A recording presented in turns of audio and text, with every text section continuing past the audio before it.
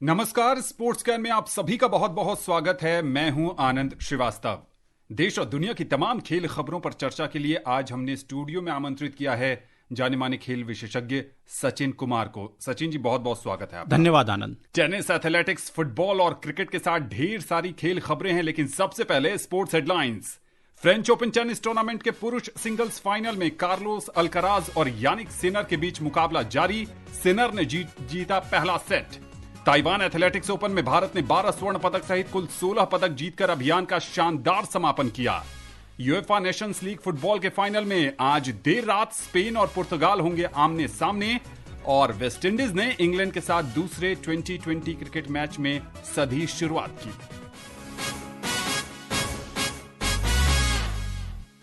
सबसे पहले बात करते हैं फ्रेंच ओपन टेनिस टूर्नामेंट में। इस समय पेरिस में सबकी नजरें लगी हुई हैं, जहां पर दुनिया के नंबर 1 टेनिस खिलाड़ी इटली के यानिक सिनर का सामना मौजूदा चैंपियन और दूसरी वरीयता प्राप्त स्पेन के कार्लोस अल्कराज के साथ हो रहा है। ताजा स्थिति यह है कि सिनर ने पहला सेट 6-4 से जीत लिया है। दूसरे सेट में 4-1 की बढ़त पर है सिनर, और ये मैच कहीं ना कहीं अब अल्कराज के लिए मुश्किल बनता जा रहा है। सचिन, जब ये मैच शुरू होने वाला था तो ऐसा माना जा रहा था कि कार्लोस अल्कराज के पास एडवांटेज होगा, चूंकि लाल मिट्टी पर बहुत अच्छा खेलते हैं, डिफेंडिंग चैंपियन रहे हैं जी, और इससे पहले के जो टूर्नामेंट थे उसमें भी बढ़िया प्रदर्शन रहा। निश्चित तौर पे एज तो उन्हीं की मानी जा रही थी, लेकिन चूंकि ये दो एक समान खिलाड़ियों का ही मुकाबला आप कह सकते हैं, एक नंबर 1 है दुनिया के, एक नंबर 2 खिलाड़ी हैं, तो बहुत ज़्यादा अंतर नहीं है रैंकिंग में। जिस तरह से महिलाओं के मुकाबले में भी पहली बार ऐसा बहुत सालों बाद देखने को मिला कि नंबर 1 और नंबर 2 खिलाड़ी फाइनल भी थी, वैसे ही सेम जो है वो पुरुष सिंगल में हो रहा है। बात यही है कि जो खिलाड़ी शुरुआत में दबाव बनाने में कामयाब रहेगा, क्योंकि अभी दोनों के पास कोई बहुत ज़्यादा अनुभव नहीं है। हालांकि एक के पास 4 ग्रैंड स्लैम, 3 ग्रैंड स्लैम दूसरे के पास भी हैं, सिनर के पास भी 3 ग्रैंड स्लैम है, लेकिन ऐसा नहीं है कि ये ऐसी कोई अभी तक इनके पास कोई ऐसी विरासत है जो नडाल और फेडरर और जोकोविच के पास थी। तो ये एक तरीके से एक सिर्फ खिताब का ही मुकाबला नहीं आनंद, ये एक नए युग की शुरुआत भी है टेनिस में, जिसमें 2 युवा खिलाड़ी ऐसे आमने सामने हैं जो यहाँ से एक शुरुआत डालेंगे, जो एक प्रतिद्वंदिता की नई शुरुआत होगी। तो निश्चित तौर पे इसमें यही देखने वाली बात है। आपने सही कहा कि उनको बढ़त थी अल्करेज को, लेकिन थोड़ा सा उनके बारे में ये भी है कि वो उतने कभी कभी इतने फोकस नहीं रह पाते हैं बड़े मुकाबलों में खास तौर से। तो सिनर के लिए अच्छी बात यही थी कि वो बैकहैंड के बहुत अच्छे खिलाड़ी हैं। वो वहाँ से बैक लाइन से जब वो फोरहैंड खेलते हैं वो उनकी ताकत है, तो इसका उनको फ़ायदा है। हालांकि नेट में ये माना जाता है कि वो उलझते हैं, लेकिन उन्होंने इन सब कमियों को दूर किया है। हालांकि मैं मैच लगातार टीवी पे तो नहीं देख पाया हूं, लेकिन जैसा भी मैंने अभी फ़ोन पे जितना भी देखा, जो समझ में आया, तो मुझे लग रहा है अपनी ताकत को इस्तेमाल करते हुए वो आगे बढ़ रहे हैं। बढ़िया कुछ सर्विस भी की है आज के मैच में यानिक सिनर ने। सचिन, एक सवाल और जहन में आता है कि सिनर ने सेमीफाइनल में जोकोविच जैसे दिग्गज को हराया।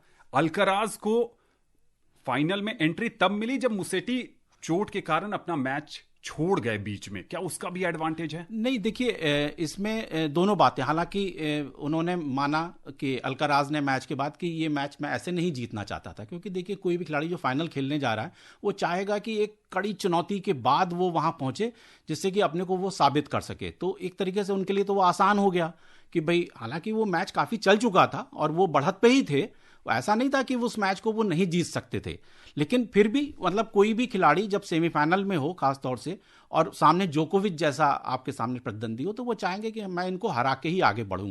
तो ये बात आपकी सही है, लेकिन इसका एक विपरीत प्रभाव भी पड़ सकता है कि अगर आपने कोई बहुत टफ मैच खेला है तो आप फाइनल के लिए शायद उस तरीके से तैयार न उतना न रह पाए, आपके ऊपर थोड़ी थकान हो।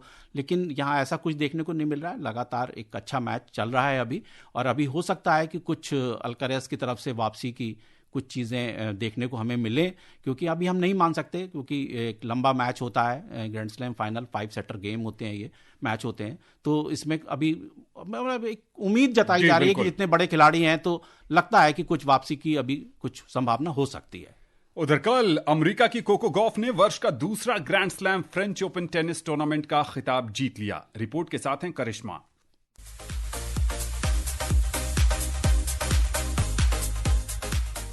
साल 2013 के बाद पहली बार फ्रेंच ओपन महिला सिंगल्स का फाइनल दुनिया की पहली और दूसरे नंबर के खिलाड़ी के बीच खेला गया। पेरिस में खेले गए इस मैच में अमेरिका की कोको गॉफ ने 3 सेट तक चले रोमांचक फाइनल में विश्व की नंबर 1 आरियाना सबालेंका को हराकर अपना पहला फ्रेंच ओपन खिताब जीता। 21 वर्षीय गॉफ ने पहला सेट गंवाने के बाद 2 घंटे 38 मिनट तक चले रोमांचक मैच में शानदार वापसी करते हुए 6-7, 6-2, 6-4 से जीतकर पहला रोलां गैरो खिताब अपने नाम किया। इससे पहले 2023 में वह अमेरिकन ओपन जीत चुकी हैं। कोको गॉफ ओपन एरा की पहली ऐसी महिला टेनिस खिलाड़ी बन गई हैं जिन्होंने पहला सेट गंवाने के बाद 2 ग्रैंड स्लैम फाइनल में जीत दर्ज की हो। यह दूसरा मौका है जब विश्व की दूसरी वरीयता प्राप्त कोको ने सबालेंका को ग्रैंड स्लैम के फाइनल में हराया है। साल 2023 यूएस ओपन फाइनल में भी कोको ने सबालेंका को हराया था।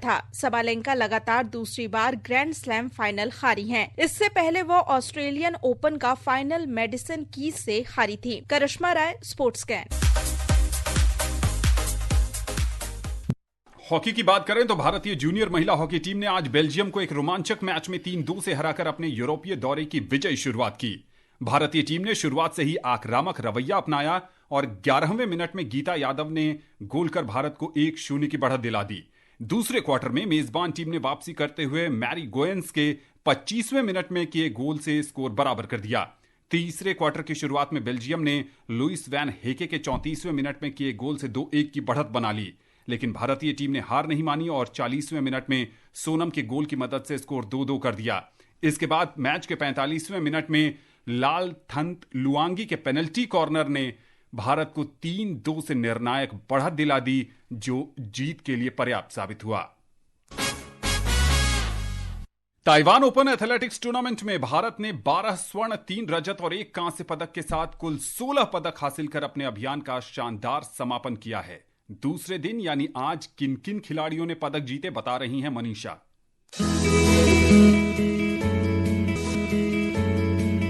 ताइवान ओपन एथलेटिक्स के दूसरे दिन भी भारतीय खिलाड़ियों ने बेहतरीन प्रदर्शन का सिलसिला जारी रखा। 4x400 मीटर रिले स्पर्धा में भारतीय पुरुष टीम ने 3 मिनट 05.58 सेकंड के समय के साथ स्वर्ण पदक जीतने में सफलता हासिल की। पुरुष टीम में संतोष, विशाल, धर्मवीर चौधरी और मनु ने नया चैंपियनशिप रिकॉर्ड बनाते हुए पहला स्थान हासिल किया। भाला फेंक स्पर्धा में महिला वर्ग में अन्नू रानी ने 56.82 मीटर के थ्रो के साथ स्वर्ण पदक जीतने में सफलता पाई। पुरुष वर्ग में रोहित यादव ने 74.42 मीटर के थ्रो के साथ स्वर्ण पदक जीता। 400 मीटर बाधा दौड़ स्पर्धा के महिला वर्ग में विद्या रामराज अव्वल साबित हुई। उन्होंने 56.53 की टाइमिंग के साथ स्वर्ण पदक जीता। पुरुष वर्ग में यशास पलाक्षा ने रजत पदक अपने नाम किया। 800 मीटर दौड़ में महिला वर्ग का स्वर्ण पदक पूजा के नाम रहा। पूजा ने नया मीट रिकॉर्ड बनाते हुए 2 मिनट 02.79 सेकंड की टाइमिंग के साथ पहला स्थान हासिल किया। ट्विंकल चौधरी रजत पदक जीतने में सफल रही। पुरुष वर्ग में कृष्ण कुमार ने नया चैंपियनशिप रिकॉर्ड बनाते हुए 1 मिनट 48.46 सेकंड की टाइमिंग के साथ गोल्ड मेडल जीता। महिलाओं की लंबी कूद स्पर्धा में शैली सिंह ने रजत पदक और एनसी सोजान ने कांस्य पदक जीता। शैली ने 6.41 मीटर जबकि एनसी सोजान ने 6.39 मीटर की छलांग लगाई। Manisha Khanna, sports scan.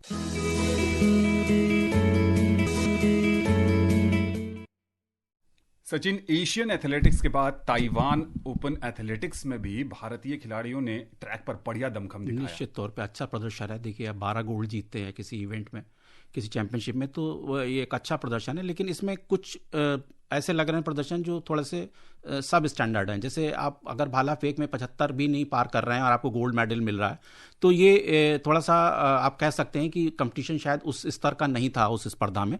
लेकिन सारी स्पर्धाओं के लिए ये बात नहीं की जा सकती, क्योंकि अब 800 में रेस में और भी अन्य खिलाड़ियों ने मीट रिकॉर्ड बनाए, चैंपियनशिप रिकॉर्ड बनाए, नेशनल रिकॉर्ड बेटर किए। कुछ पुरानी खिलाड़ी उभर, जैसे अन्नू रानी एक समय के लिए थोड़ा सा नेपथ्य में चली गई थी, लेकिन अब फिर उभर के आ रही हैं। तो कुछ अच्छी चीज़ें भी हैं। पदक तो हैं हमारे पास, अच्छा एक वहाँ से खजाना पदकों का लेके लौटेंगे हमारे एथलीट, लेकिन कुछ चीज़ें ऐसी हैं जिसको हमें देखना होगा कि वो प्रदर्शन शायद उस तरीके का नहीं था। जैसे मैंने जैवलिन थ्रो का जिक्र किया कि 75 नहीं फेंकने के बाद भी गोल्ड मेडल मिला। यूएफा नेशंस लीग फुटबॉल के फाइनल में आज देर रात म्यूनिख के अलियांज अरीना में स्पेन का सामना पुर्तगाल से होगा। दोनों टीमों ने एक एक बार ये ट्रॉफी जीती है। पुर्तगाल ने 2019 में, जबकि स्पेन ने 2023 में यह खिताब अपने नाम किया था। इस फाइनल में पुर्तगाल के लीजेंड क्रिस्टियानो रोनाल्डो और स्पेन के 17 वर्षीय युवा लमीन यमाल के बीच जोरदार टक्कर देखने को मिलेगी। पुर्तगाल ने जर्मनी को 2-1 से, जबकि स्पेन ने फ्रांस को 5-4 से हराकर फाइनल में जगह बनाई है। दोनों टीमों के बीच हुए अब तक 40 मैचों में स्पेन ने 18, जबकि पुर्तगाल ने 6 में जीत दर्ज की है। 16 मैच ड्रॉ रहे हैं। तीसरे और चौथे स्थान के लिए आज ही जर्मनी और फ्रांस आमने सामने होंगे।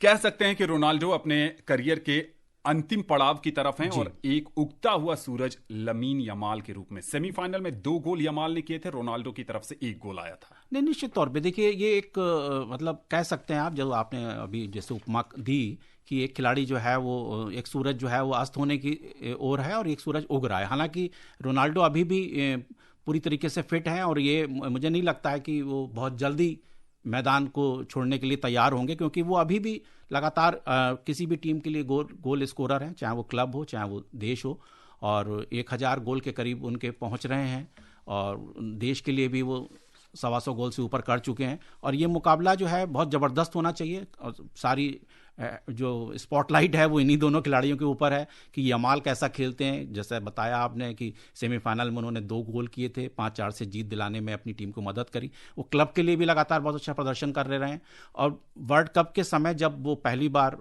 लोगों की नज़र में आए थे तभी से वो सुर्खियों में है। तो जाहिर सी बात है, ये खिलाड़ी मुझे लगता है कि बहुत लंबी रेस का घोड़ा साबित होंगे और इसी तरीके से वो अपने स्तर को बनाए रखेंगे। क्रिकेट की बात करें तो वेस्टइंडीज ने इंग्लैंड के साथ ब्रिस्टल में दूसरे 2020 क्रिकेट मैच में निर्धारित 20 ओवर में 6 विकेट पर 196 रन बनाए हैं, यानी इंग्लैंड को जीत के लिए 197 रन का लक्ष्य मिला है। पहले बल्लेबाजी करते हुए वेस्टइंडीज की तरफ से जॉनसन चार्ल्स ने 46 और सी होप ने 49 रन की उपयोगी पारी खेली। 3 मैचों की श्रृंखला में इंग्लैंड पहला मैच जीतकर 1-0 से आगे है।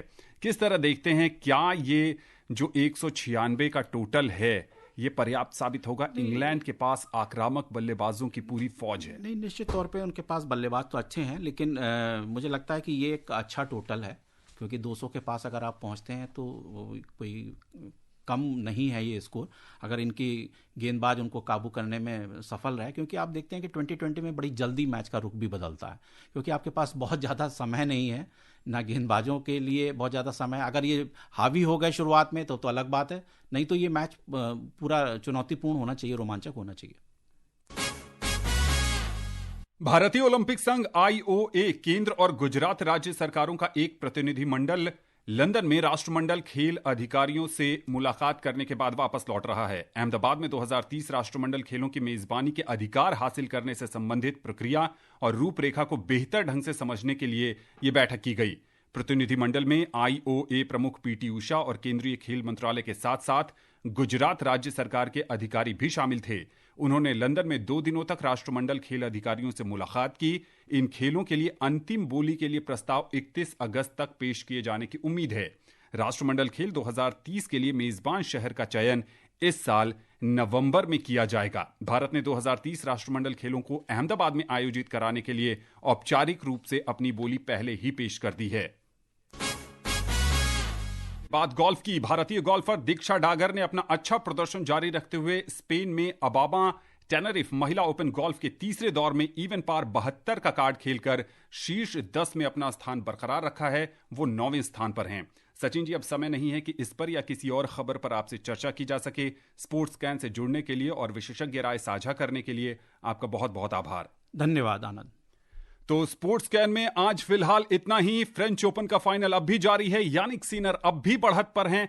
क्या होगा परिणाम, कल के स्पोर्ट्स कैन में आपको जरूर बताएंगे। पूरी टीम को दीजिए अनुमति। आपसे फिर मुलाकात होगी, तब तक के लिए नमस्कार।